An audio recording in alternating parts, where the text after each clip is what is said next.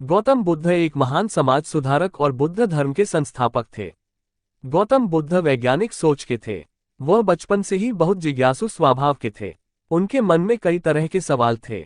उन्हें अपने हर सवाल का जवाब चाहिए था, जो भी उस समय गलत परंपराएं थी। गौतम बुद्ध उन्हें खत्म करना चाहते थे। वह दुनिया में लोगों को सत्य के मार्ग पर चलाना चाहते थे। गौतम बुद्ध दुनिया को जन्म, मृत्यु और दुखों से मुक्ति दिलाने के लिए अपना घर परिवार को त्याग कर इन सब की खोज में निकल पड़े। चलिए जानते हैं गौतम बुद्ध के बारे में विस्तार से कि उन्होंने किस प्रकार संसार को अपने ज्ञान से समझाया। कोई बात बहुत दिनों से मानी जा रही है, इसलिए उसे मत मान लेना। किसी धर्म ग्रंथ में लिखी गई है, इसलिए उसे मत मान लेना। किसी बड़े आदमी या संत ने कही है, इसलिए मत मान लेना। मेरी कही हुई बात को भी इसलिए मत मान लेना कि वो मैंने कही है। किसी बात को अपनी बुद्धि द्वारा तर्क की कसौटी पर कसना, यदि सत्य उतरता है और जीव कल्याणकारी हो तो जानकर मान लेना।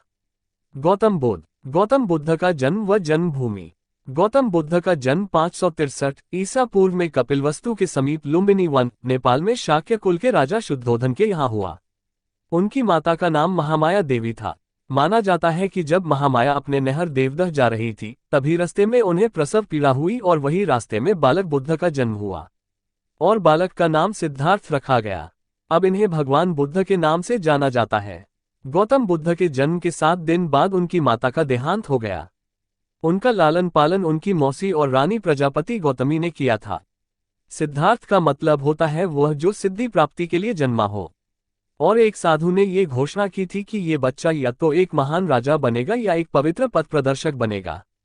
गौतम बुद्ध के जीवन की शुरुआत। गौतम बुद्ध बचपन से ही दयालु और करुणामय थे। साथ ही वह एक कुशल राजकुमार भी थे। तलवारबाजी, कुश्ती, घुड़सवारी आदि में निपुण थे।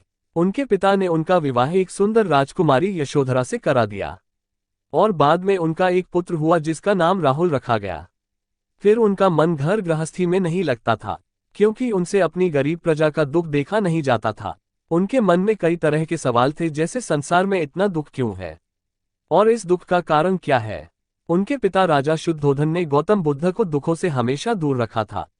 लेकिन एक दिन गौतम बुद्ध चोरी छुपे अपने सारथी चन्ना के साथ अपने महल से निकल गए। उन्होंने रास्ते में एक बीमार वृद्ध को देखा, तब उन्हें पता चला कि व्यक्ति बूढ़ा भी होता है। इसके बाद कुछ दूर जाने पर उन्होंने एक शव जाते देखा। शव को देख उन्होंने अपने सारथी चन्ना से पूछा, ये लोग कौन है? ये 4 व्यक्ति इस तरह इस व्यक्ति को कहाँ उठाकर ले जा रहे हैं। तब चन्ना ने उनको बताया कि इसकी मृत्यु हो चुकी है, अब ये व्यक्ति इस संसार में नहीं है। ये सुनकर उनको जीवन का एक और सच पता चला, सत्य की खोज। फिर एक दिन गौतम बुद्ध जिंदगी की सच्चाई का पता लगाने के लिए अपनी पत्नी और बच्चे को रात्रि में सोता हुआ छोड़कर अपने महल को त्याग कर निकल पड़े। उन्होंने अपने मन को काबू करने के लिए ध्यान करना शुरू कर दिया और अपने 5 शिष्य भी बना लिए। अधिक ध्यान, तपस्या और उपवास करने के कारण उनका शरीर बहुत कमजोर हो गया था। सुजाता नाम की एक स्त्री ने उन्हें खीर खिलाई। गौतम बुद्ध को ज्ञान हुआ कि भूखे पेट नहीं रहना चाहिए। यदि हमारा शरीर स्वस्थ रहेगा तभी हमारा मन स्वस्थ होगा और हम अपने कार्य में सफल हो पाएंगे। उनके उपवास तोड़ने के कारण उनके 5 शिष्य नाराज होकर बुद्ध को छोड़कर चले गए। इसलिए नकारात्मक विचारों को निकाल दो। उंगली से दाहिनी ओर इशारा ईर्ष्या और नफरत की आग में जलते हुए खुशी कैसे दिख सकती है? अगर आप अंधेरे में डूबे हैं तो रोशनी की तलाश क्यों नहीं करते? उंगली से दाहिनी ओर इशारा खुशी हमारे दिमाग में होती है।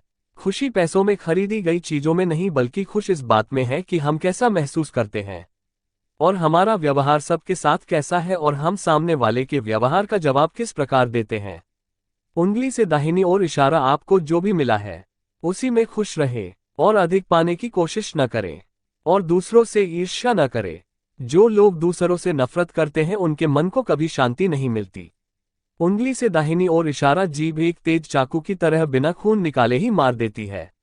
उंगली से दाहिनी ओर इशारा, जिस प्रकार हजारों दियों को एक ही दिए से जलाया जा सकता है, उसी प्रकार खुशियां बांटने से खुशी कभी कम नहीं होती। बुद्ध के उपदेश। बुद्ध ने हमेशा लोगों को मध्यम मार्ग अपनाने का उपदेश दिया है और सबको अहिंसा के मार्ग पर चलने को कहा। और बुद्ध ने मूर्ति पूजा, हवन, पशु बलि का जमकर विरोध किया और उन्होंने कहा कि हमें जीव जंतु जानवरों पर हमेशा दया करनी चाहिए। गौतम बुद्ध के प्रचार प्रसार कुछ इस प्रकार भी हैं, जैसे अष्टांग मार्ग, 4 आर्य सत्य, मध्यम मार्ग का अनुसरण, ध्यान और अंतर्दृष्टि, अग्निहोत्र और गायत्री मंत्र। बौद्ध धर्म और धर्म का प्रचार।